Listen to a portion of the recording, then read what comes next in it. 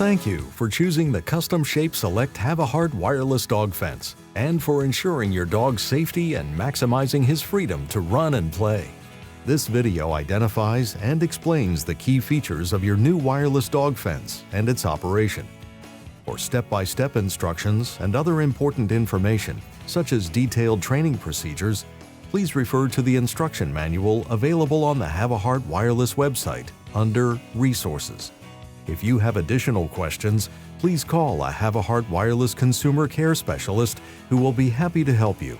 And please remember that proper training of your dog is essential to ensuring the successful operation of your Custom Shape Select wireless dog fence. Let's get started by looking at the main system components of your new wireless fence. The controller features auditory alerts and a touch screen for easy setup, activation, and management of your system. One master base and 3 additional bases work together with your controller to identify and store the locations of your fence boundary and exclusion zones. The collar communicates continuously with the bases to track the real-time location of your dog and delivers either a tone or a static correction if your dog breaches the fence boundary. Your wireless dog fence also includes a USB cable, a USB AC adapter, 4 AC adapter power cords, 2 rechargeable batteries and charger, mounting options, short and long collar probes, blue boundary flags and white training flags, and a heart-shaped collar tester. To make setting up your fence easier, you will need to understand these important terms: roaming area, trigger zone, exclusion zone, and attenuation. Roaming area is the area inside the trigger zone where your dog is free to roam and play. The wireless fence system is capable of forming a custom-shaped boundary of up to 500 feet in any direction. The trigger zone, which can be 6 to 13 feet wide, is located at the edge of the roaming area. The collar will correct at a point within this zone. These points, when connected, will form your fence boundary. A correction is triggered by your dog as he crosses into the trigger zone. The speed of your dog crossing into the trigger zone will influence where the correction is delivered. The exclusion zone is a targeted area where you wish to restrict your dog's access, such as a large flower bed, pool, or patio. It must be a minimum of 12 feet by 12 feet wide. In addition, each zone cannot be located within 20 feet of another zone, fence boundary, or base. The system accommodates up to 4 exclusion zones. Attenuation is a bow, dip, or crisscross in the fence boundary that can be caused by objects that interfere with the signal strength of your wireless fence. The resulting shape of the fence boundary might be slightly different than when initially walked or recorded, and the roaming area may be reduced. Objects that can create interference include a microwave, mirrors, electric power meters, metal downspouting, air conditioning units, concrete walls, aluminum siding, metal garage doors, dense landscaping, or heavily wooded lots. The denser the obstructing object, the more severe the shaping effect will be on your fence boundary. When placing your bases, please keep in mind objects in your home and around the immediate outside of your home to help minimize attenuation. The clearer the line of sight between the bases and your fence boundary, the more optimal the shape of your boundary. Situating bases 3 feet away and above these objects or on windows might help alleviate some of the attenuation. Before installation, charge the controller and the 2 rechargeable collar batteries for 3 hours. To charge the controller, connect it by the provided USB cable to your computer or the USB AC adapter that's also provided. To charge the batteries, remove the plastic wrap from the batteries and place them in the supplied battery charger.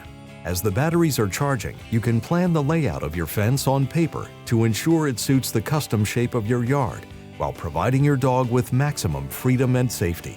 Keep in mind that for your dog's safety, the trigger zone should not be closer than 10 feet to any road or sidewalk, and the trigger zone can be 6 to 13 feet wide.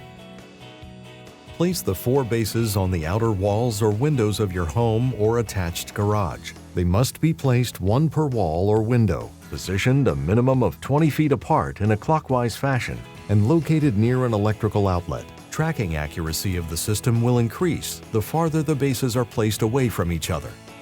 Bases should be placed at least 3 feet above and away from objects inside and outside the home that can obstruct the signal, such as a microwave, mirrors, electric power meters, metal downspouting, air conditioning units, concrete walls, aluminum siding, metal garage doors, dense landscaping, or heavily wooded lots.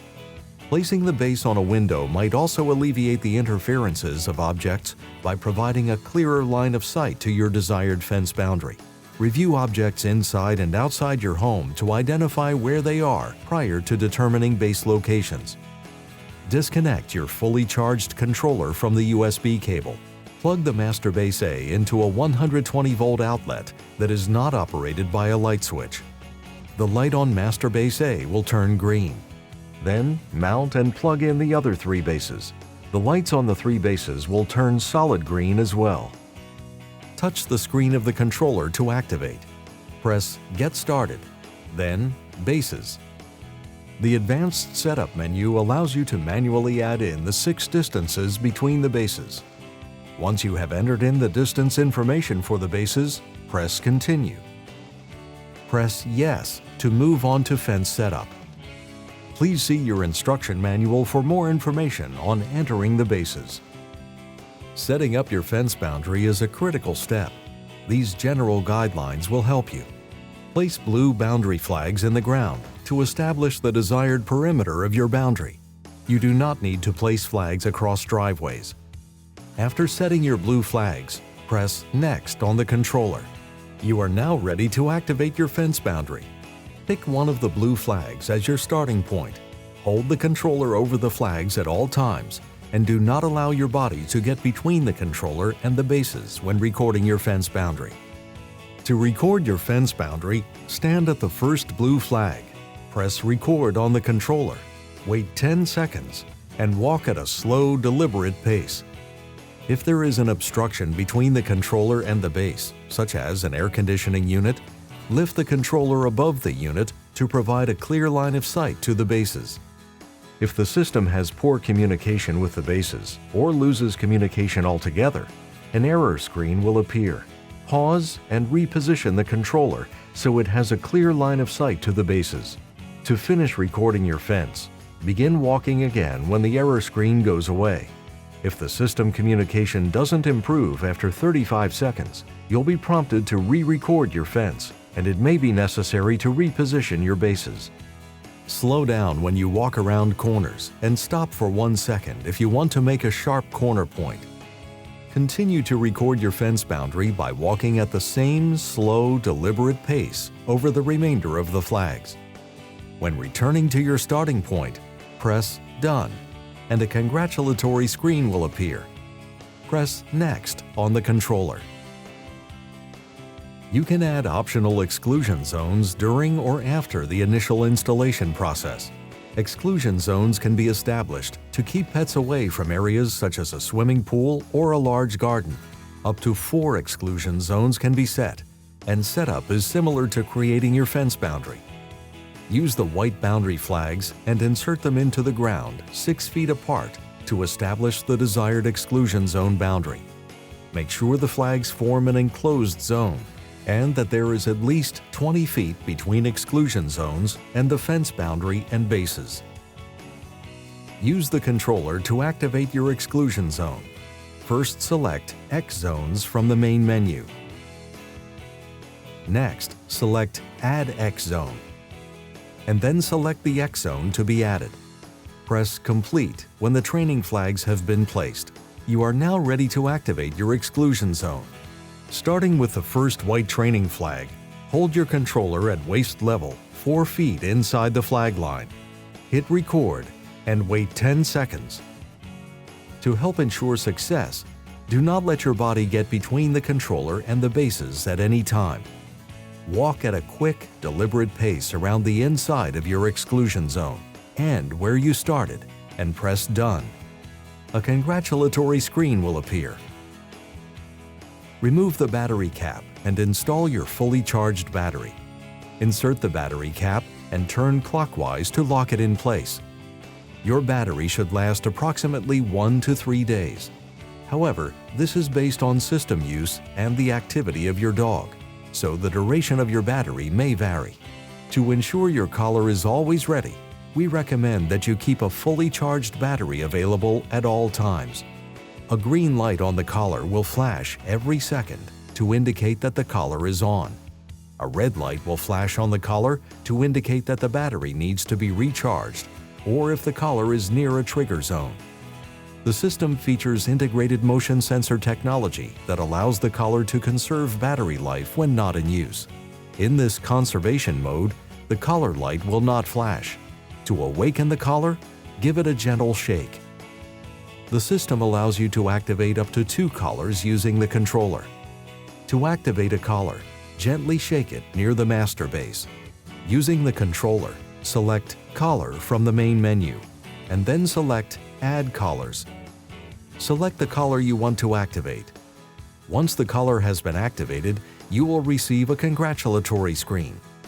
You may now proceed to name your collar by pressing Yes. To create the name, first press the left or right arrows to highlight the letter, and then press the up or down arrows to choose the character that you want. Press Save, and a screen will appear showing that the collar has been saved. The collar defaults to tone only, but includes up to 5 static correction levels. Use the controller to select correction levels and press Level Up or Level Down for your desired setting.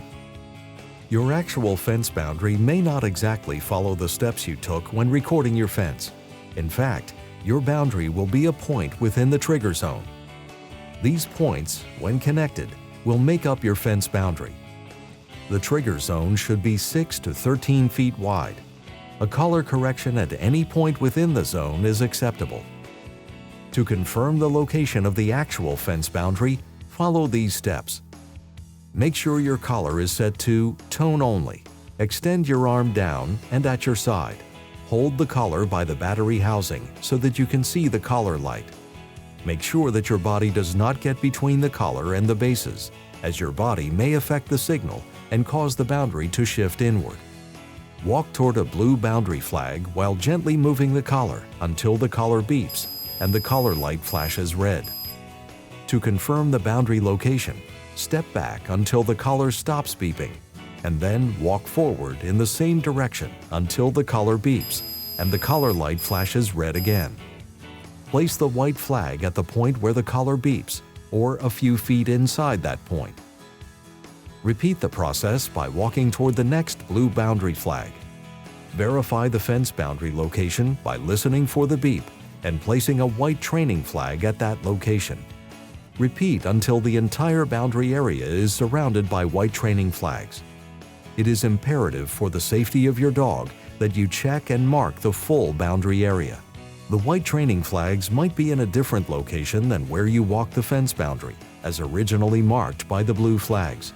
This is normal, as your trigger zone is 6 to 13 feet wide around the fence boundary. Train your dog to the white training flags. If you are comfortable with the placement of the white flags and the resulting roaming area, remove the blue boundary flags. If you are not satisfied, an object might be obstructing the signal, causing attenuation in the fence. Re-record your fence to fine-tune the fence boundary if needed.